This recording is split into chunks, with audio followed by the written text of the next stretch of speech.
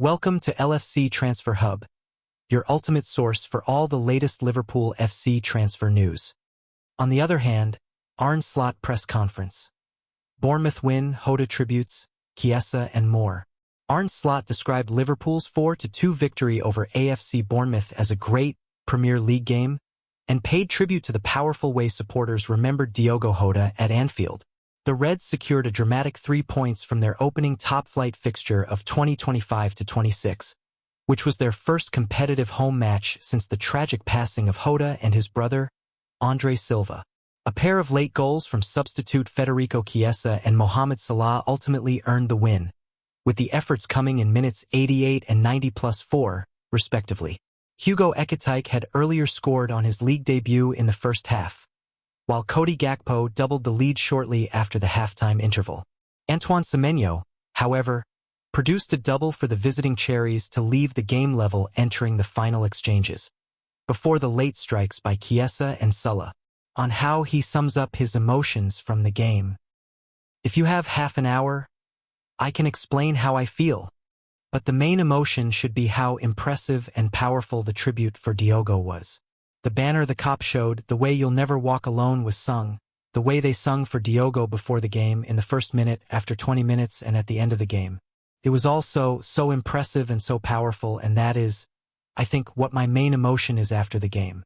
Then, there was even a game that ended in 4-2 where a lot of things happened.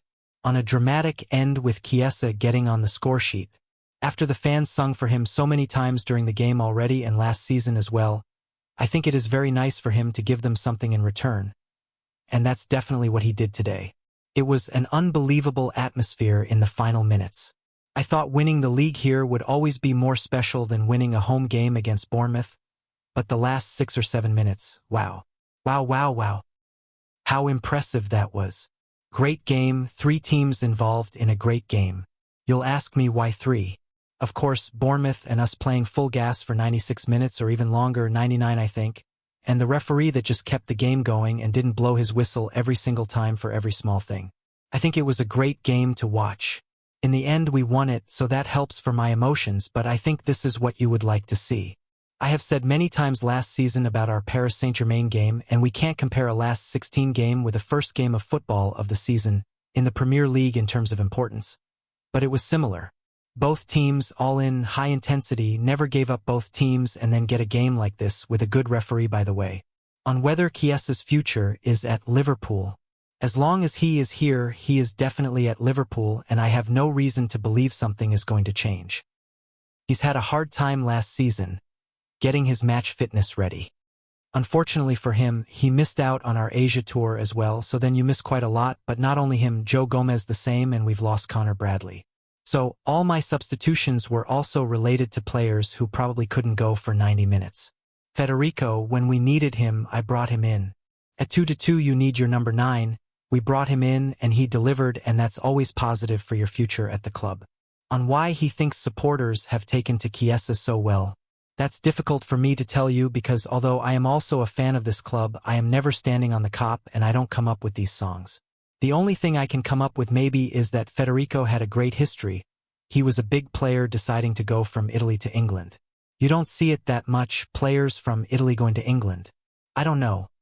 Maybe it's also a nice song to sing, but then I probably don't give him the credit he deserves. I cannot give you the exact answer, but that might have something to do with it. He had a very important goal in England for his national team. Maybe our fans remember that. On the first half incident involving Semenyo, I think it is under investigation with the police now, and the club made a very clear statement about what we feel about this. Unfortunately, we definitely have to talk about this. It's a good thing you talk about this, and it's a good thing that I have to answer this, but after actually this day should be about Diogo and about how the tribute was. But we definitely need to address this because it's unacceptable in every football stadium, let alone at Anfield. I spoke to him, Semenyo, after the game that we will try to do everything to find that person. I am not 100% sure, but I think they already found him. That's a good thing. Wherever we can help him, we will try to do so.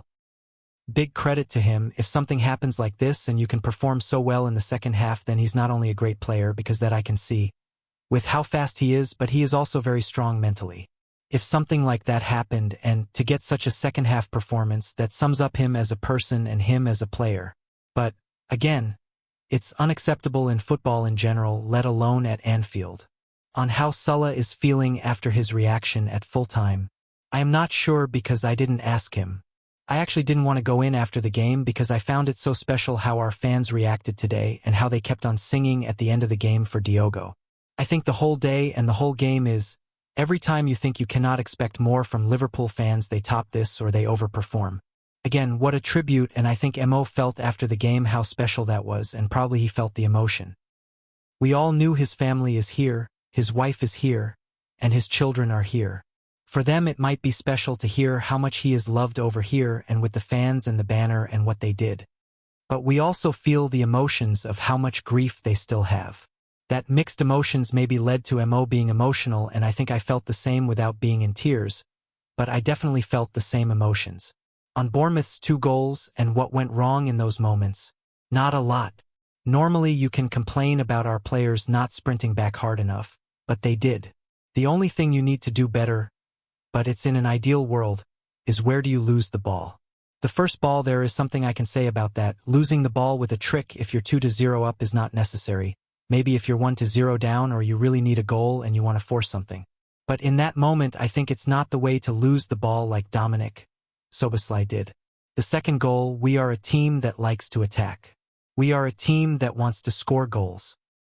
Rest defense was in order the moment we lost the ball. We were 2v1 against their number 9, but instead of what Mo usually does, which is getting a cross in or getting a shot in, he squared it just behind. Then give credit to the other team with how many bodies they sprinted to our 18-yard box. It's fine margins, and the best way is to not lose the ball, and if you do lose it, then lose it with a shot or it ends up in a corner kick or in a goal kick. But do not lose it at your own 18-yard line or where Dominic lost it. But I always judge how hard do they sprint back, and in both situations they sprint back really hard. They gave it all, but credit to Bournemouth, who are a very, very fit team as well like us, because we managed to come back after the 2-2.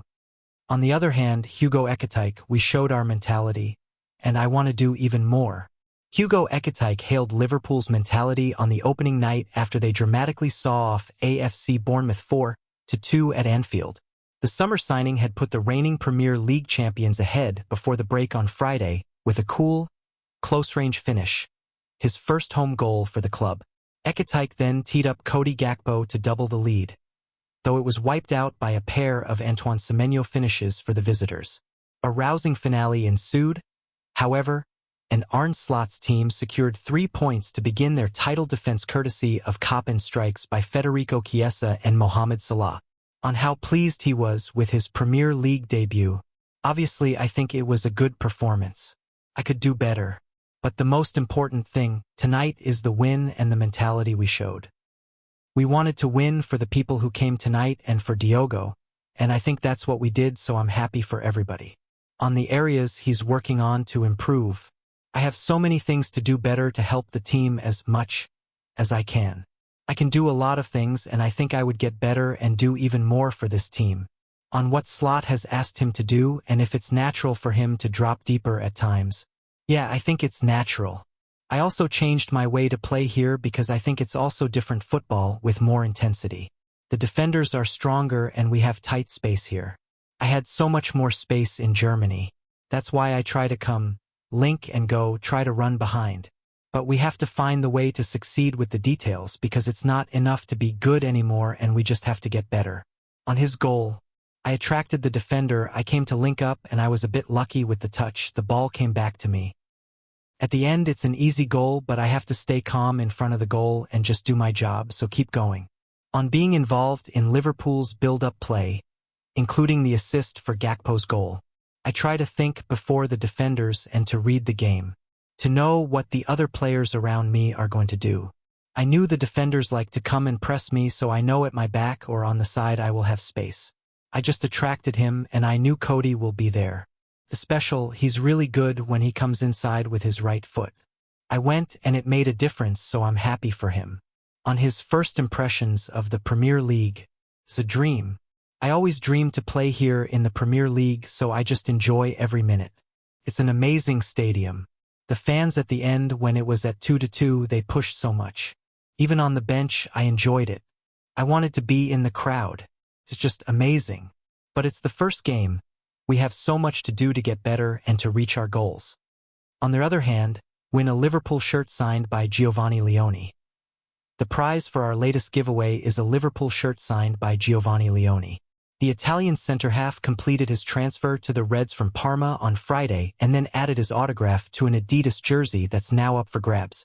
Giovanni Leone has taken the number 15 shirt at Liverpool. The 18-year-old centre-half completed his switch to the club today to join Arne Slot's squad ahead of the 2025-26 campaign.